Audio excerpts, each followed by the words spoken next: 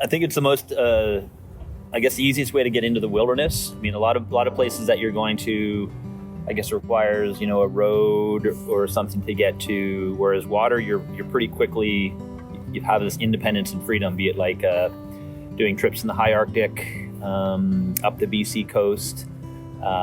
You're kind of in control of your own destiny, and I don't know, water is life. It's kind of connected to everything else, especially the ocean around here. The land and the water is all connected. Amazing place to see wildlife. Lots of adventure. The sea can be as calming or as scary as anything, right? It's so dynamic, water, whereas other things are more static. So I think water is kind of ever-changing nature, and just where it takes you is kind of what attracts me to it. So the attraction for this trip is, for me, basically to paddle from Prince Rupert and do the outer islands back down to Bella Bella. It's for any of my journeys, it's always somewhere I've never been before. So for me, adventure and engagement and passion comes out of discovering something new. And so I don't repeat myself. The BC coast I've circumnavigated Haida Gwaii, circumnavigated Vancouver Island. I paddled from Squamish up to Prince Rupert on the inside passage, but I'd never done this outer section of islands. And a lot of these other parts of the BC coast are kind of covered with, detailed guidebooks and all that sort of thing. John Camantis famously has shown you where every single campsite is almost, but in this area, there's nothing like that. It's kind of more remote, it's more out there, it's kind of an exciting place. And then with a vessel like the TRAK, it just allows me to get in, by plane and do a point-to-point and then get out by plane kind of where I want. So it's a really efficient kind of way to get in and out. And my trips I definitely focus on simplicity. So simplicity in everything I do on my trips and in life, it kind of makes me kind of happy, get through the clutter, and then kind of doing a journey like this, in the outer coast, just me and the sea and the beautiful temperate rainforest of BC, and a TRAK kayak is kind of the ideal journey.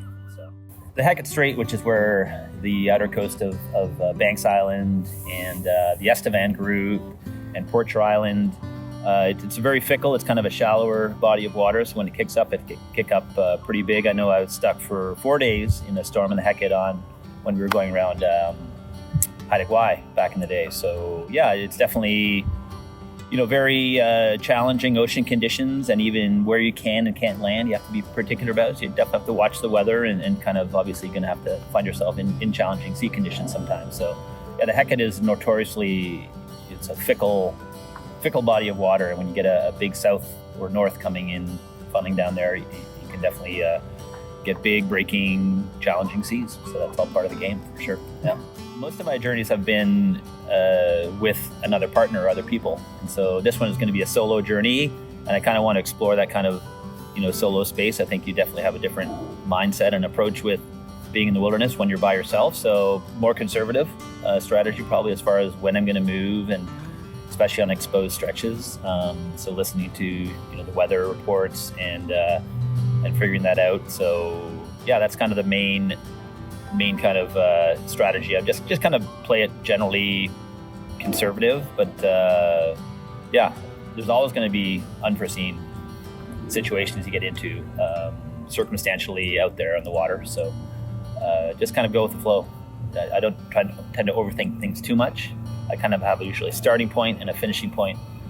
Everything else between is kind of a beautiful mystery. Yeah. Nature kind of have its say on your way. Exactly, and that's why you do trips. If I knew what was going to happen on any one journey, then I wouldn't do it, because then it's too laid out. I kind of know in my day-to-day life in North Vancouver, it's great, but I kind of know how the day is going to go. Whereas out on an adventure, especially one in an area I've never been before, then you kind of tap into that kind of, hunted animal kind of instinct, I guess. So, and that's just kind of where I feel most alive. So, perfect. Yeah. So yeah, that keys into your motivation for it. Exactly. Yeah. Exactly. Makes sense to me. Yeah. Okay. Cool. Any way we can follow you a little bit on your journey here? Yeah. I years ago, I had a Japanese friend, Taku Hokoyama, and we did a trip, like a 30,000 kilometer canoe trip through northern Ontario, Manitoba, and he brought along this notebook where he would, in Japanese calligraphy, write a haiku every day. And because of that, I started writing haikus, but in the kind of the English 5-syllable, 7-syllable, 5-syllable way. And so for me, it's kind of become a meditation. I've got thousands of these haikus that I've written over time on every single day of my journeys. And for this trip as well, I'll share haikus with people every day that kind of shares a moment of the day or the essence of the day on the journey. And I do it through an inReach. So people basically follow along on a map. They kind of zoom in and see where I'm camped, get a little 575, maybe a moment of contemplation before they go back to their day. And then they can check in with me every day along the way.